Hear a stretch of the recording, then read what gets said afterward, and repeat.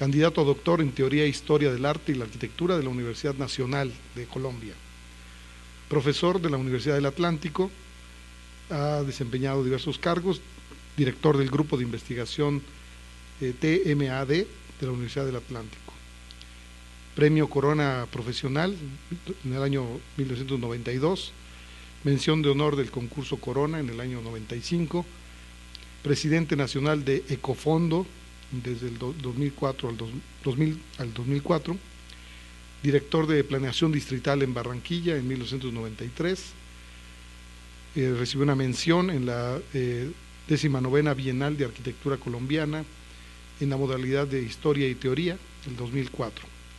Fue finalista también en la Bienal Iberoamericana en la modalidad de Publicaciones Arquitectónicas. Ha obtenido otros premios y distinciones. Entre sus publicaciones destacan Industria, Puerto y Ciudad, 1870-1964, publicado en la revista Apuntes, volumen 21 de la Universidad Javeriana de Bogotá. Texto libro de la Bienal de la Sociedad Colombiana de Arquitectos, El Movimiento Moderno en Barranquilla, 1946-1964. Universidad del Atlántico, publicada por la Universidad del Atlántico. Y otras publicaciones, Los movimientos sociales y su incidencia en la estructura urbana de Barranquilla. Pero también sabemos que tienes un libro, que no veo por qué no está aquí, el de Movimiento Moderno, que es casi un libro de referencia obligada para todo aquel que estudia arquitectura en la ciudad de Barranquilla. Bien, Carlos, pues felicidades por estar aquí con nosotros, nos congratulamos mucho y adelante. Buenos días, gracias Sergio y Maruja por esta segunda oportunidad que me dan de compartir las investigaciones que he ido adelantando en Barranquilla. Creo que es una manera de asentar un poco el conocimiento que he ido desarrollando tiempo atrás sobre mi ciudad y compartirla en un contexto latinoamericano. En este caso vamos a trabajar sobre el Plan Regular de Barranquilla de 1958, digamos dentro del aspecto en que el movimiento moderno va a influir mucho en la consolidación de la ciudad de Barranquilla.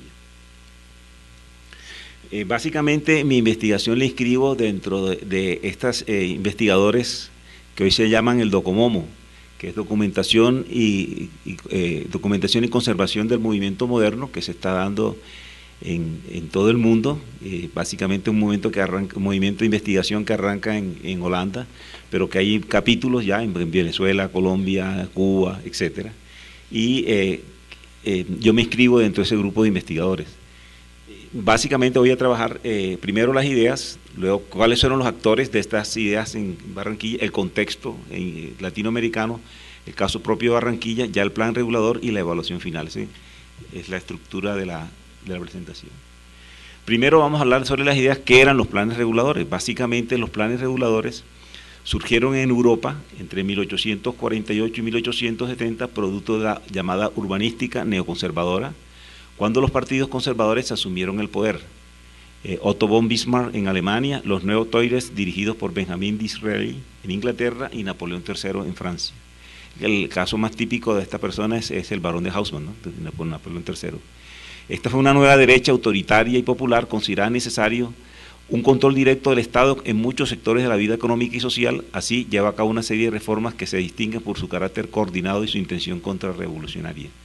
O sea, es básicamente un concepto de los conservadores de regular, de coordinar y de ordenar la ciudad y la vida de sus gobernados.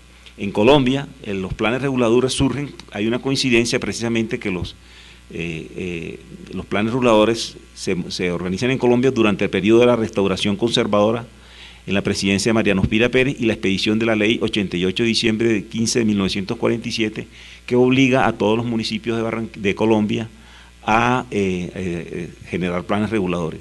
Y en Barranquilla hay una coincidencia aún más de ese pensamiento conservador que lleva los planes reguladores, porque en Barranquilla se realiza el plan regular durante la dictadura militar de Rojas Pinilla en 1953 a 1957. O sea que los planes reguladores tienen una visión política del manejo del Estado. Bueno, esas ideas luego se retoman o son, digamos que surgen en el siglo XIX, pero que son reelaboradas en el CIAN, en los paradigmas del movimiento moderno. Voy a hacer un poquito de esquemático, porque los CIAN fueron muy complejos y abarcaron varios temas, pero básicamente voy a manejar los paradigmas que afectan la planeación de las ciudades. En primer lugar, pues, el ya canónico, que es la Carta de Atenas de 1933, que es todo el círculo virtuoso de las 4 funciones que ellos establecen de habitar, trabajar, circular y recrear. Y luego lo que llaman la quinta función, que era el centro cívico, que es el concepto de corazón de la ciudad, que se trabaja en el CIAN del 51, pero que ya había sido discutido especialmente por Lewis Mumford con CERT, e incluían la importancia que tenía el centro cívico como corazón de la ciudad. Entonces, básicamente sobre esos 2 paradigmas se monta el discurso de la ciudad moderna y cómo organizarla. En el caso de los actores para América Latina, de las personas que más divulgaron estos planteamientos, fueron José Luis Suárez, el español, y Paul Lester Biesner, que se asocian en Nueva York y montan una empresa consultoría que se llama Town Planning Association. Y luego hacen una unión temporal con Le Corbusier, que era un franco-suizo, especialmente para el caso de Bogotá. Entonces, estos son, digamos, que los apóstoles del movimiento moderno que en América Latina, además de otros, pues comienzan a difundir las ideas del movimiento moderno. Entonces, básicamente, el paquete con que ellos salen a vender su consultoría era para organizar planes pilotos, centros cívicos y planes reguladores en América Latina. El primer proyecto que ellos trabajan es en 1943, que es el plan piloto para ciudades 2 motores en Brasil, con este mismo esquema del plan de un plan regulador y unos centros cívicos, que con esta misma metodología de volumetría, considerando que era importante el concepto de monumentalidad de los edificios públicos para generar el corazón de la ciudad. Aquí tenemos también en 1947 el plan piloto de Chimbote en Perú, con los mismos planteamientos. Y en 1947 el plan piloto de Lima. Vemos aquí también en Lima planteadas las mismas torres, incluso montadas dentro de la estructura de Endamero que ya tenía Lima desde su plaza colonial histórica. Y Chimbote, que era una pequeña población rural.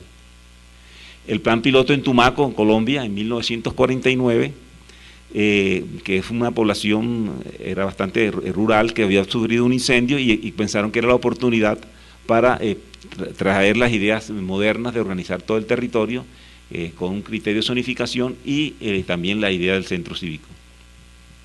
En 1950 el plan piloto para Cali, también en el mismo orden de ideas.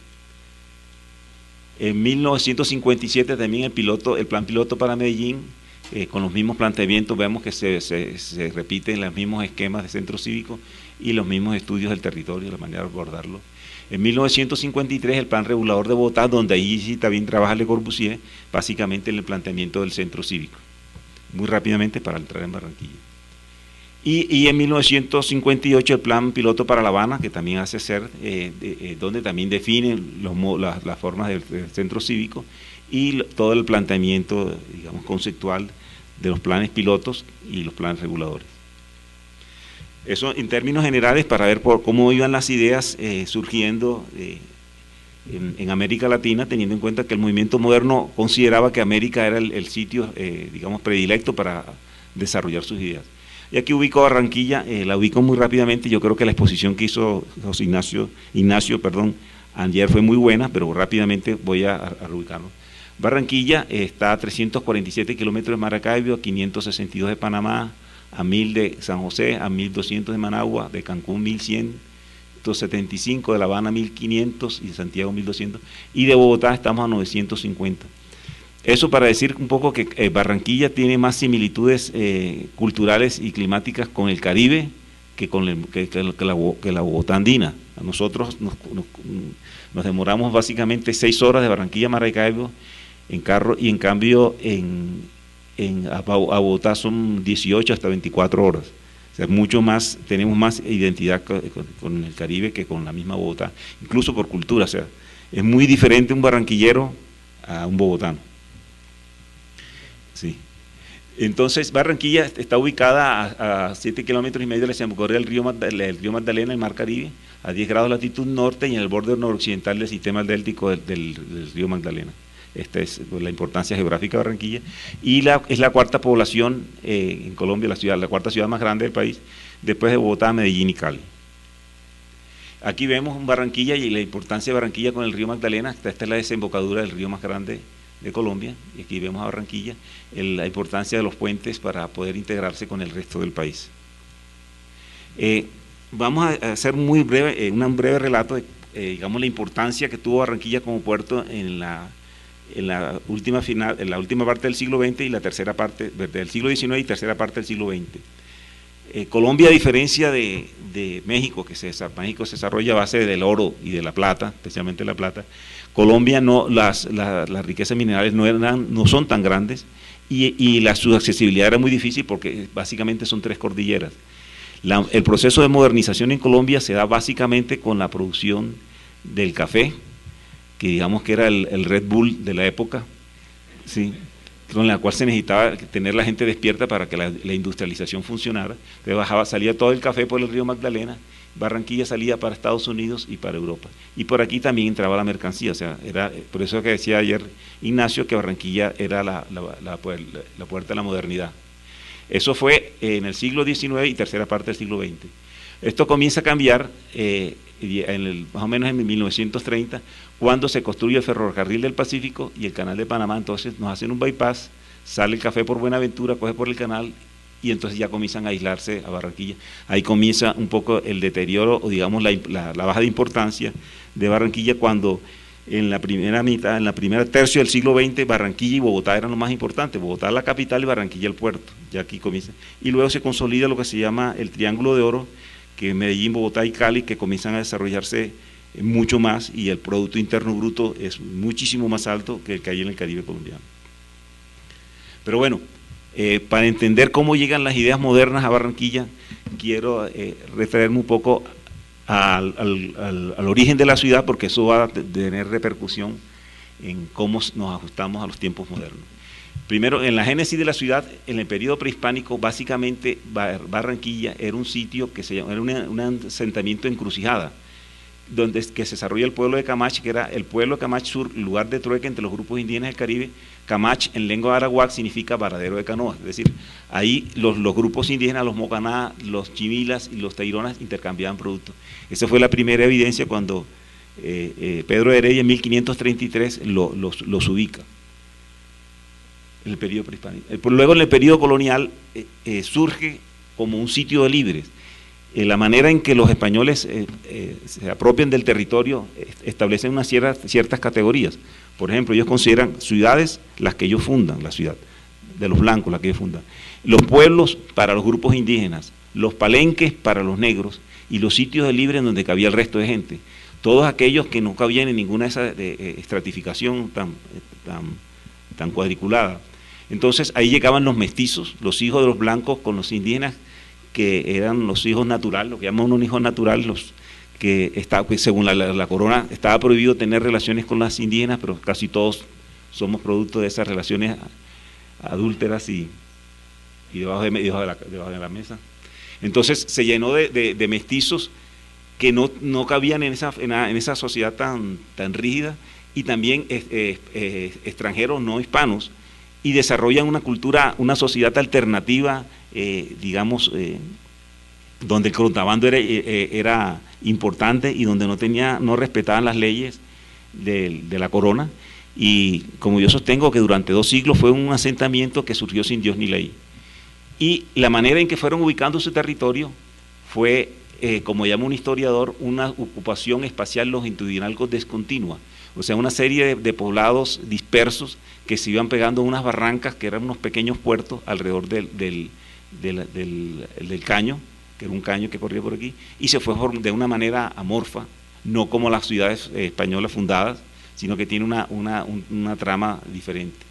Luego, en el periodo de la República, el origen de su centralidad arranca partiendo, digamos, de las mismas barrancas, que eran estas las barrancas, que seguían el curso del caño, y que fueron generando luego el primer espacio, la primera intervención de espacio republicano, que es el Camellón Abello, que es una propuesta espacial republicana basada en el referente del París de Haussmann, en lo que se refiere a los bulevares. O sea, el concepto no es la plaza central, que es lo típico de las fundaciones coloniales, sino el bulevar republicano.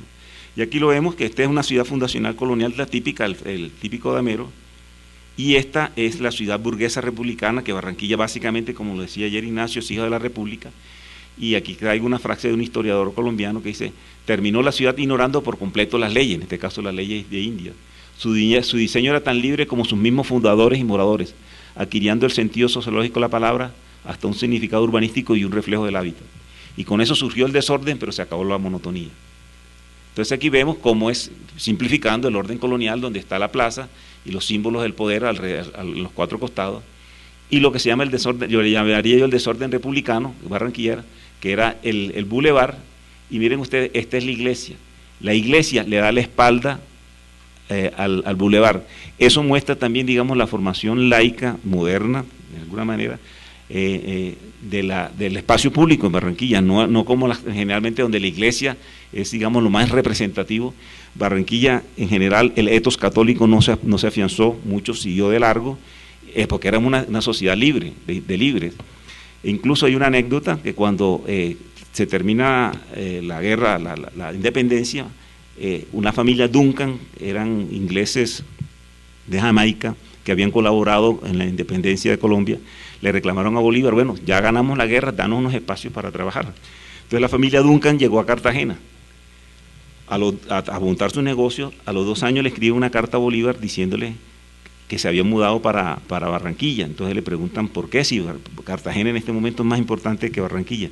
Dice: no, porque es que en Barranquilla nos dejan construir nuestros templos protestantes. La Barranquilla siempre fue más cosmopolita, más abierta. Barranquilla tiene sinagoga, ahora también tiene una mezquita. Entonces había siempre, fue mucho más libre, mucho más heterogéneo, como decía ayer Ignacio, más cosmopolita. La plaza, este es el Paseo Bolívar, y esta es la iglesia de Nicolás, que le da la espalda, y ahora lo veremos más adelante. Esta es la manera como se ejercita el mercado en unas plazas, las típicas plazas coloniales, y en cambio en Barranquilla se hacía básicamente a través de los caños. O sea, tenía una lógica territorial muy diferente, se hacía a través de los caños. Sí, por los caños. O sea, la actividad del mercado era por los caños, no en la plaza. Y esta es la que les comentaba ahorita, que fue la primera intervención en el espacio público que se hace en Barranquilla, que es un camellón, es básicamente tomada de las ideas de los bulevares de Haussmann, una cosa modesta, sencilla. Esto no tenía sino 300 metros, pero aquí comienza a desarrollarse toda la burguesía comercial, que es, como dice José Luis Romero, Barranquilla es una ciudad burguesa, armado por los burgueses. Este era el club Barranquilla, donde están todos los burgueses, y miren que esta es la iglesia, que está a la espalda, el frente a la iglesia está del otro lado, y este era el espacio más importante, y es lo que ya comienza como ciudad o como cultura, las cívitas, que es los carnavales en 1903, que era muy importante como lugar de encuentro de la ciudadanía, el encuentro también de las personas, las parejas, el exhibicionismo boyerista típico de la sociedad burguesa. Aquí vemos también los referentes europeos. Este es Colón, la estatua regalada por la colonia italiana en 1910, que termina como un símbolo del terminal de la ciudad con el cuartel al fondo. Este es también la urbe, ya se comienzan a aparecer los carros, ya comienza a tener una movilidad importante.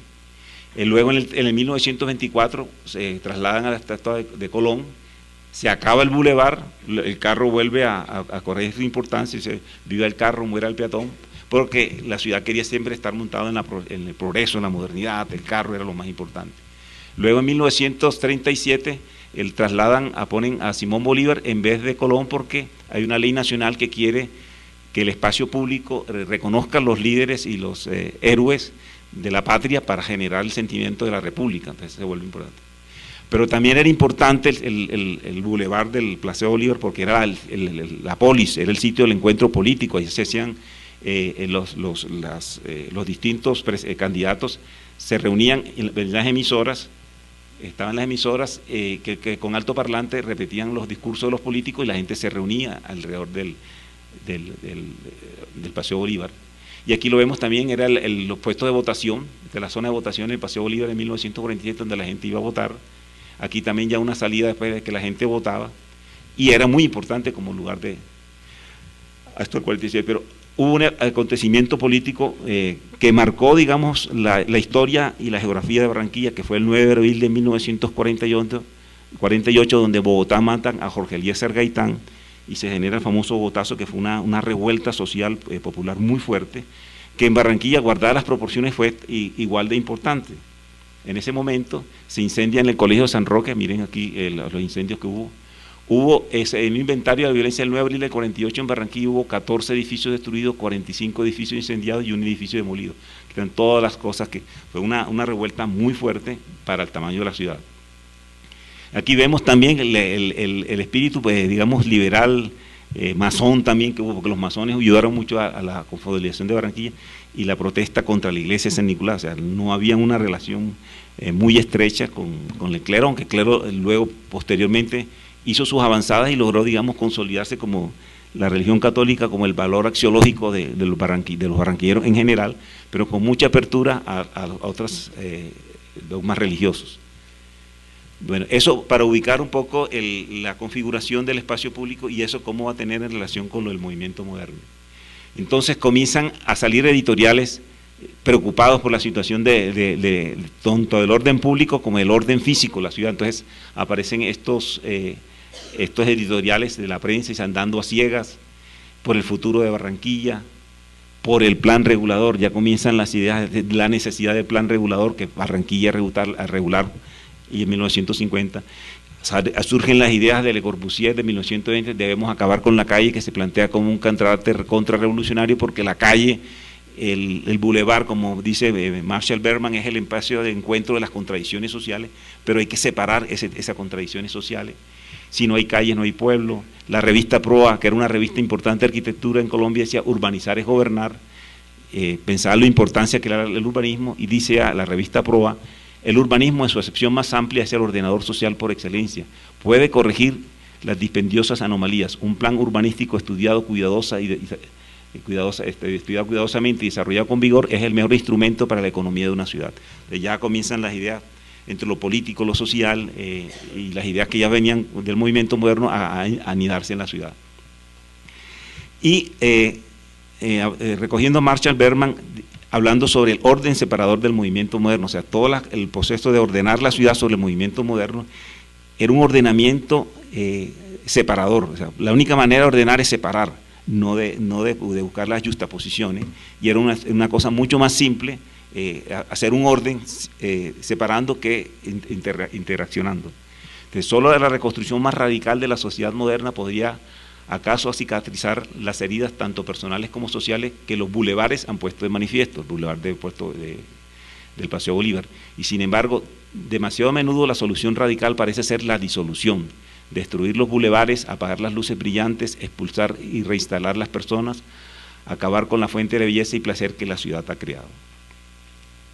Entonces, el 25 de febrero de 1959, la prensa registra que Le Corbusier, Sert y Viernet llegan a Barranquilla.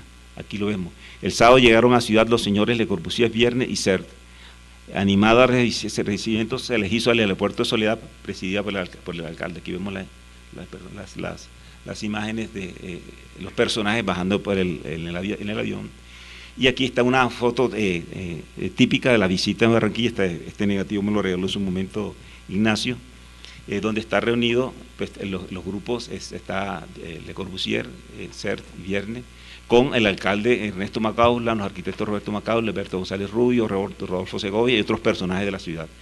Y esta es una frase registrada en El Espectador 28 de febrero de 1950, donde decía Le Corbusier, es de esperarse que esta ciudad en pocos años se convertirá en un gran urbe de intenso movimiento que rivalizará con las grandes ciudades de América del Sur por su movimiento industrial y sobre todo por ser centro de actividad fluvial, marítima y aérea de enorme importancia.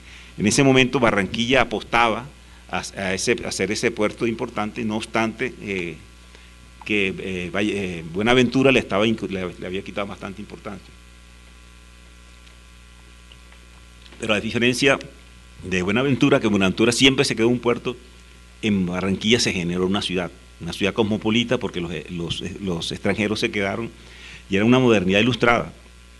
Más o menos en 1880, solamente el 2% de la población era extranjero. Sin embargo, el 50% de los impuestos provinciales los producía esa pequeña élite de extranjeros. Aquí vemos también unos esquemas de Le Corbusier, que en un sobrevuelo que hizo en Barranquilla, en su cuaderno de esquemas, donde más o menos trata de graficar la importancia del río, del mar, etcétera, y hace estos esquemas.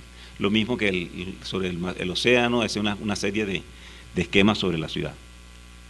No obstante, Barranquilla no contrata a Le Corbusier, ni a Serre, ni a Viernes, como si lo hizo Cali, Bogotá y Medellín, que tenían más plata. Barranquilla le resultaba, parece que muy oneroso. Sin embargo, las cuentas que yo hice a valor presente como que no eran tanto, sino más bien eran los problemas políticos. Entonces, el 3 de agosto de 1954 se inicia el plan regulador cuando regía la dictadura del general Gustavo Rojas Pinilla y el alcalde era nombrado por su gobierno. O sea que había un ambiente de mucho control de lo político, y de tal manera que él va a tener un sesgo bastante técnico, como usualmente nosotros los arquitectos quisiéramos a veces evitarnos las contradicciones sociales y el discurso político, pero es necesario trabajarlo. Y los consultores extranjeros no fue la firma de Serre, sino este grupo Town Planning Collaborative de Washington, con un apoyo de la OEA, donde Albert Hirschman, George Calmos, Robert McKay y Luis Vera eran el grupo de consultores. Hubo un apoyo de una firma colombiana, de Urbes de Colombia, y el director de la Oficina del Plan por la Administración Municipal fue el arquitecto Cristian Huesta Toscano. Y esta era la propaganda con que se hacía para los ciudadanos, la importancia que iba a tener el plan regulador para la ciudad. Pero aquí traigo a colación el fenómeno político del plan regulador, y este es un comentario de Serre sobre el dictador. Si el dictador tiene la ventaja de imponer una acción rápida y despiadada, pero como quiera que su poder soberano está sujeto a ignorar las leyes imponderables que estiman la cooperación humana, una ciudad construida bajo una dictadura no puede alcanzar la diversidad orgánica que constituye su cualidad esencial.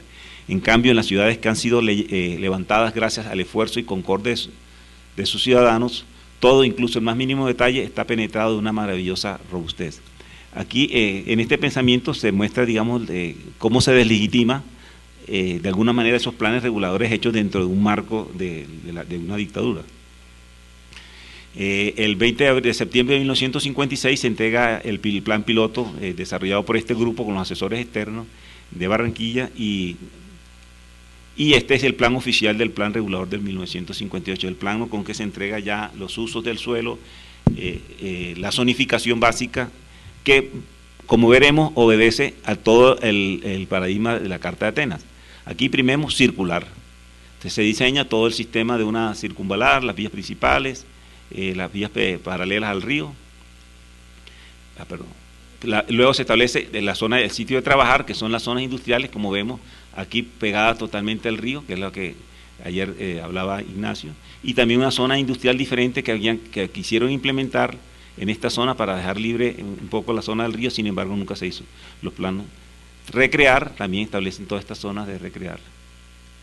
Y habitar, establecen la R1, la R2, la R3, la R4, la R5, la R6, establecen diferentes densidades que incluso iban en relación con los estratos sociales de la ciudad.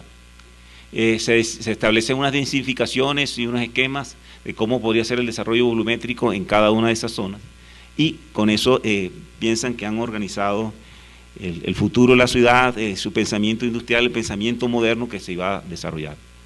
No obstante, hubo un gran derrumbe del plan regulador, la gran invasión del barrio El Bosque en 1958, donde se invaden 40 hectáreas. Pude hablar en su momento con Cristian Huesta, que fue el director de la oficina del plan regulador, y me dice: Carlos, la gran frustración mía fue que el día en que yo firmo ya el acabado y entrego el plan regulador, al otro día, exactamente al otro día, me hacen la gran invasión del barrio El Bosque. O sea, se le hizo agua de un día para otro, todo un trabajo de 4 o 5 años, básicamente por lo que anotaba. Si tú haces un plan de regulador, un plan de desarrollo sin consultar las dinámicas sociales, las dinámicas políticas, eso hace agua. E incluso las propuestas que hicieron Serre también en las otras ciudades colombianas, muchas, todas se quedaron en el papel, porque no había la interacción social, no había el conocimiento de las dinámicas. Hoy, por fortuna, en Colombia los planes de ordenamiento territorial exigen básicamente esa esas discusiones y hay que tener actas y ahí se levanta el comité, el Consejo Territorial de Planeación con actores de la sociedad civil, no solamente los políticos, y hay una mayor complejidad y dinamismo de la manera en cómo se entiende el ordenamiento a lo que se entendía en los años 50 con los planes reguladores y todas estas ideas del CIAN, que eran muy simples, era un pensamiento elemental, simple de separar. Aquí los ricos, aquí los pobres, aquí el trabajo, aquí el comercio, aquí la recreación, y era un aparentemente orden muy elemental. No obstante, aquí lo vemos ya el pensamiento de Christopher Alexander en 1965, cuando dice que la ciudad no es un árbol. O sea, esa separación elemental de un orden elemental no funciona porque el ser humano es más complejo, y lo dice ahí Christopher Alexander. El diseño urbano no puede originarse en un simple proceso de decisiones sucesivas que se bifurcan como ramas. La ciudad no es un semirretículo, decía, y ese término matemático venía a significar que la forma urbana proviene de un tejido enredado de elecciones y azares. Entonces, en una forma muy esquemática se establece que este es el ordenamiento, y eso es donde él critica todo el pensamiento de zonificación del movimiento moderno y cómo todo es una serie, en el periodo de conjuntos, es toda una interacción de tiempo y movimiento, y se producen unas relaciones mucho más complejas. Ese concepto de pensamiento complejo no existía en los años 50. Hoy en día en filosofía, en la arquitectura, siempre se habla de la complejidad y el pensamiento complejo. Eso es, digamos, que se ubica en el pasado esa manera de organizar el territorio. Y lo dice Francisco Choice cuando dice: la complejidad del proyecto ético y político es sustituida por la monosemia de un fusionalismo social acompañado por una teoría de las necesidades humanas elementales, como lo era la Carta de Atenas, ¿verdad? Habitar, trabajar, recrearse, circular. Entonces, la manera en que los arquitectos del movimiento moderno enfrentaban el proceso de la complejidad de la sociedad industrial era equivocado. Lo hicieron, por supuesto, de buenas maneras. Ellos habían trabajado más de 100 años. El movimiento moderno, todas las ideas que se tratan de manejar después de la Segunda Guerra Mundial, fue un proceso de maduración de muchos debates que se hicieron en Estados Unidos y Europa, y llegan aquí, pero tienen el problema de que es una visión limitada y no, digamos, se asume en la construcción del pensamiento complejo. Bueno, en 1950 ya se había localizado un sitio donde plantearse la construcción de un centro cívico. Este era el Paseo Bolívar. Esto fue un proyecto de unos industriales, el Centro Rector de 1939, que simplemente fue una idea que desarrolló Samuel Jalopiter, que era el director de las empresas públicas municipales, y otros directivos, pensando en que ya en el 48, a raíz de lo que pasó en el Paseo Bolívar, había que buscar otro espacio, otra manera de constituir el espacio público, el centro cívico de la ciudad. Entonces, en ese territorio ya hay una propuesta de centro cívico, que es de Town Planning Collaboration de Washington, como les había hablado ahorita, de 1955, donde ven ustedes que recogen las mismas ideas de CERT, del PTA, que era su empresa, y donde vemos cómo se plantea también el centro cívico como corazón de la ciudad. El centro cívico debe constituir un núcleo donde pueda funcionar y lograrse la más alta eficiencia administrativa, donde se estimulen los intercambios de las más nobles ideas. Agrupan el edificio nacional, que ya estaba construido, del arquitecto Leopoldo Rota, el edificio del Departamento de Gobernación, el edificio municipal de los arquitectos Vittorio Magaña y Ricardo González. Entonces, esto es lo que dice la memoria explicativa de este grupo, donde también recoge el concepto de la quinta función del centro cívico como corazón de la ciudad. Dice: el Centro Cívico Barranquilla agrupa el edificio nacional, el de Leopoldo Rotter, el edificio departamental de Gobernación y el edificio municipal. Y allá a continuación dice: pero el centro cívico debe ser más que un mero centro administrativo, debe constituir el verdadero corazón de la ciudad, el orgullo de la comunidad, el símbolo de su nivel cultural y el verdadero lugar de reuniones y concentraciones de sus ciudadanos. Por consiguiente, el Centro Cívico Barranquilla contará con un teatro municipal, un museo regional con biblioteca pública y galería de arte, un edificio para convenciones y congresos. O sea, si bien es cierto, digamos, los arquitectos CERT y Biesner no hicieron el plano regulador de Barranquilla porque no lo contrataron, no obstante las ideas sí fueron las mismas, el corazón de la ciudad y la manera simple de ordenar el territorio. Y aquí vemos, por ejemplo, los centros que hizo CERT con su firma Town Planning Association, que están el de Cali, el de Tumaco, el de La Habana, el de Medellín y Bogotá. Y miren ustedes que el tratamiento espacial, la sintaxis arquitectónica es la misma, y este es el de Barranquilla, que obedece al mismo concepto, donde estarían todos los edificios institucionales, pero también el edificio, el auditorio, la biblioteca, la galería, y aquí construye unas torres de edificios que se suponía que aquí iba a vivir la burocracia que iba a trabajar en el centro cívico, con unos pequeños puentes que atraviesan sobre una avenida principal y establecen el centro cívico. Aquí vemos una maqueta, lo que yo les comentaba ahorita, de los puentes para desarrollar todo el proyecto de centro cívico. No obstante, este es el resultado final. Se construyen solamente el Palacio Nacional, la Alcaldía, la Gobernación, se fractura en vías todo el espacio, y el edificio de Telecom. Esto es lo que se logra desarrollar. Aquí vemos el Palacio Nacional de Leopoldo Rotter, que fue un edificio que se empezó en 1946, que cuando Le Corbusier estuvo en Barranquilla le llamó muy poderosamente la atención este edificio, pues recogía mucho de sus principios, la plantarile, los pilots, la ventanería corrida, etcétera. Aquí vemos también el Telecom, este fue en el 65 por un arquitecto barranquillero, Manuel de Andrés, que en su momento ganó un premio y generaba unas plazas públicas. Aquí ya teníamos una imagen de lo que era un centro cívico, en que la imagen de monumentalidad era clara, eran los edificios más altos de la ciudad, y se estaba construyendo el referente digamos, de la institucionalidad.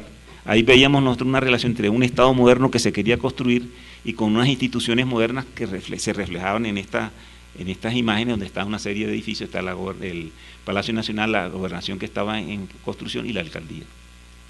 Aquí vemos el edificio Telecom de Manuel Andrés, aquí también lo vemos desde otra perspectiva. Aquí la divulgación de los sueños y realidades de la casa municipal, que fue una primera propuesta de la alcaldía, un edificio de 23 pisos, y esto es lo que se logra construir en el 65, en el 58. Y aquí vemos el centro cívico moderno como corazón de la ciudad. Entonces, mal que bien, las ideas propuestas, que eran más ambiciosas en las maquetas, de todas maneras, de alguna forma se logra consolidar este centro cívico, que básicamente son edificios administrativos. Este es un edificio de la justicia, el edificio de la gobernación, el edificio de la alcaldía y las telecomunicaciones, con el espacio fragmentado por este lado, y comparado con las ideas, pues hubo una cierta aproximación a la maqueta inicial. Entonces, en Barranquilla, a diferencia, por ejemplo, de Ciudad de México, donde sobre un espacio colonial, el espacio prehispánico, se monta la plaza colonial, en Barranquilla esa relación espacio-tiempo no se sobrepone, sino se da en una continuidad espacial diferente. Este es digamos que lo que yo llamo el espacio precolombino, que es lo que habíamos hablado de las barrancas, que hoy en día se constituye como el mercado, y este era el caño, este es el espacio. Después viene el espacio de la República, que es el espacio del Paseo Bolívar, del Balón de Haussmann, donde Ignacio logró hacer una buena restauración de la imagen del Libertador, y el espacio moderno. Entonces, básicamente, los espacios o los tiempos se dan en espacios diferentes, no se superponen, sino que este primer espacio precolombino y colonial tiene esta geografía o esta morfología urbana, el espacio republicano tiene y el espacio moderno este. No obstante, todos los tres espacios no tienen calidad urbana, están deteriorados, la ciudad tiene confundida todavía su centro. Como hablamos ayer, la institucionalidad es débil, que es una de las cosas que nos caracteriza, y la institucionalidad débil se muestra también en la falta de un imaginario urbano y de unas imágenes que la gente tenga clara dónde está la institucionalidad. En este momento la alcaldía se trasladó para este edificio, que esto se convirtió en un edificio en los años 60 de bancos, y se mudó a un banco, pero básicamente todo esto está tercerizado, estos son puros comercios. Esto está, digamos, muy deteriorado desde el punto de vista de la calidad ambiental, porque los caños, las alcantarillas están llegando a estos caños, y esto está absolutamente contaminado, ¿ya? Y aquí vemos también cómo está en muy mal estado la imagen pública de los poderes institucionales. Entonces, a raíz de eso, el año pasado hicimos un workshop apoyado con la Junta de Andalucía, la Universidad de Granada, la de Sevilla y la de Málaga. Hicimos un workshop en un barrio que colinda con el centro cívico, este es el barrio Bajo, y básicamente trabajamos en esto, pero consideramos que el centro cívico era importante porque la revitalización de este barrio tenía que ver una relación con la revitalización del centro cívico para que esto pudiera realmente plantearse, como se decía en los años 50, tener vivienda para que la burocracia trabaje aquí. Entonces planteamos lo siguiente. Hicimos un primer análisis.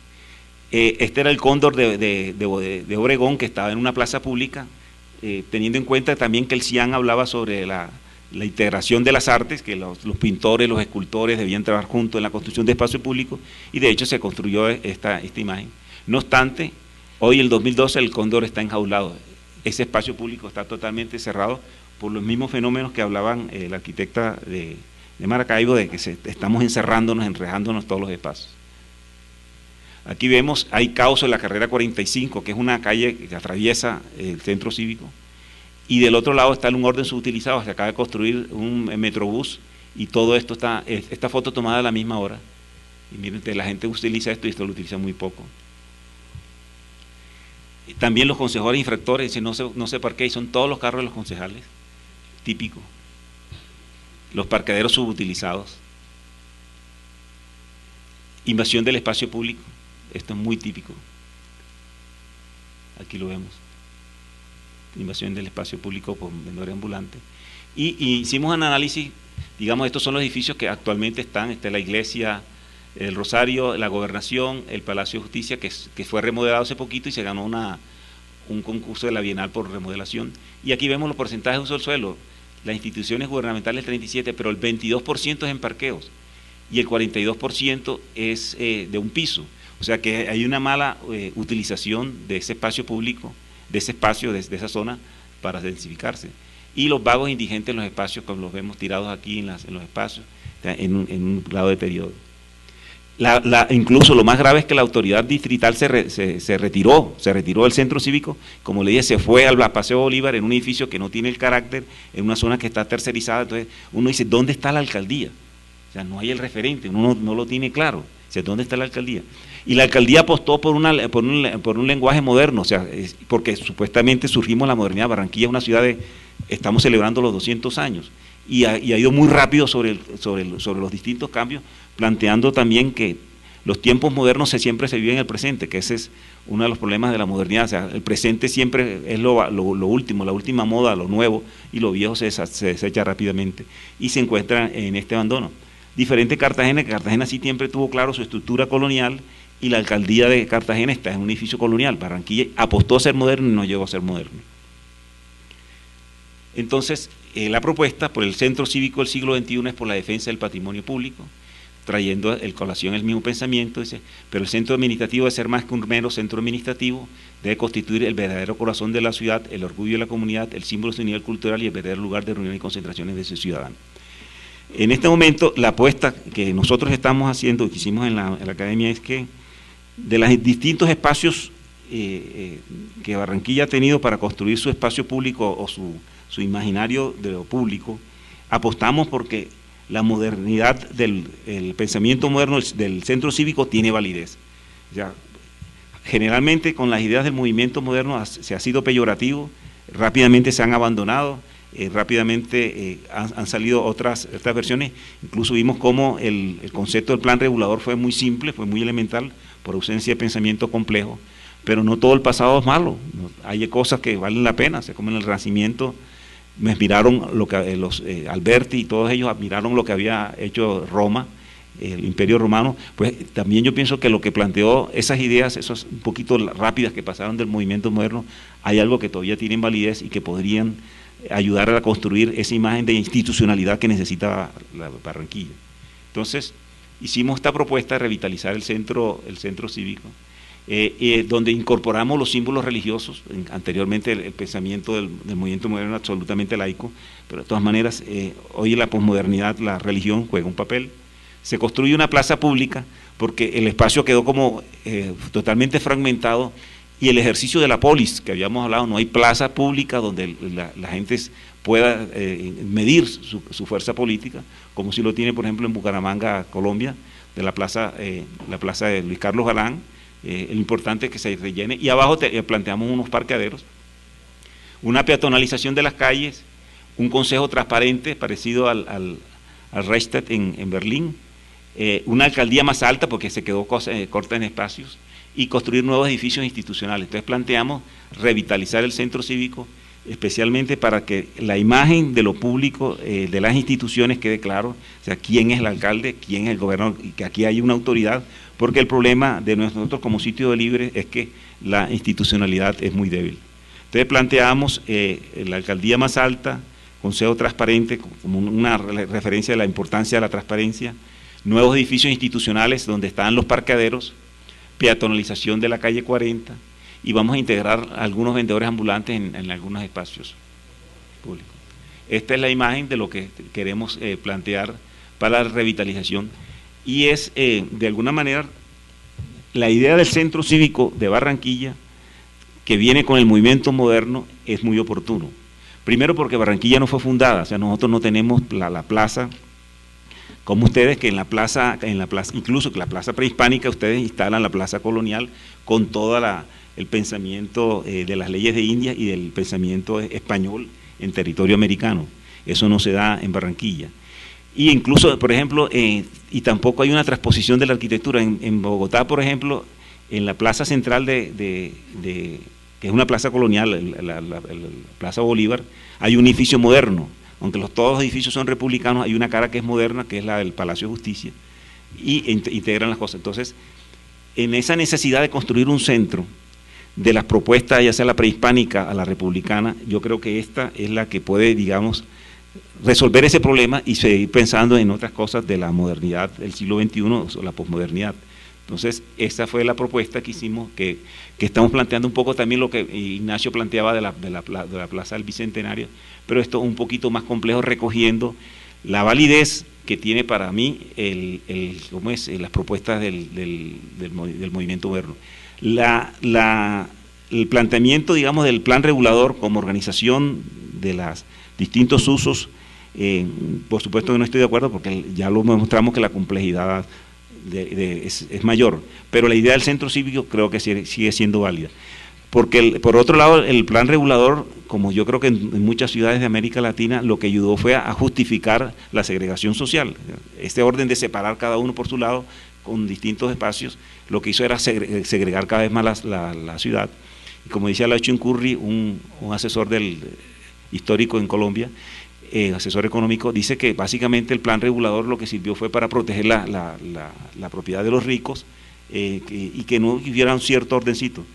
Sí, digamos que aportó en el sentido que por primera vez había una constitución del espacio público y había una normativa que se podía seguir. Eso fue un avanzado, o sea, el derecho público comienza a jugar un papel importante. Eso es lo que deja el plan regulador. Pero el centro cívico sí deja la posibilidad de este tipo de cosas. Esto es lo que... Bueno, muchas gracias.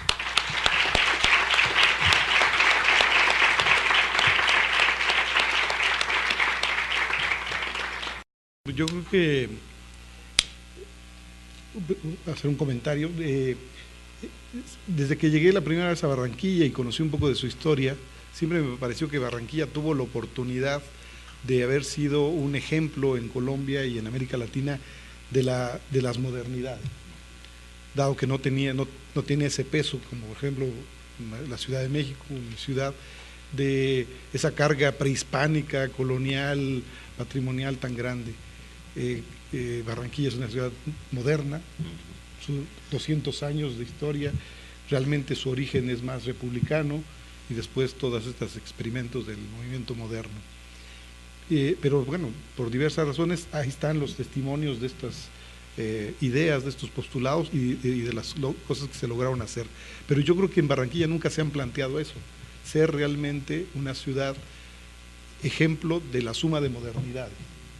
Y creo que valdría la pena planteárselo en ese sentido. No sé, ese es mi punto de vista, no sé tú cómo sí, hay una cosa que decía una socióloga, que en Barranquilla se instaló siempre el pensamiento de que siempre debíamos montar sobre el tren de la modernidad, y que eso significa que lo moderno siempre debemos estar siempre en la vanguardia. Incluso somos vanguardia en la moda y otras cosas, pero se desconoce rápidamente el pasado.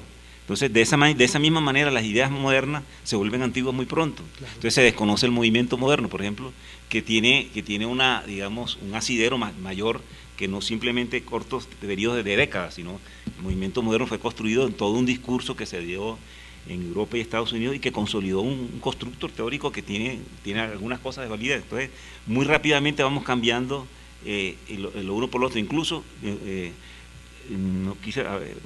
omití un comentario que era importante. Cuando se quema la iglesia de San Nicolás, la Sociedad de Mejoras Públicas dice, no, tumbemos la iglesia, construyamos una plaza pública y construyamos la otra catedral, que la hizo precisamente Angelo Mazzoni, un arquitecto italiano.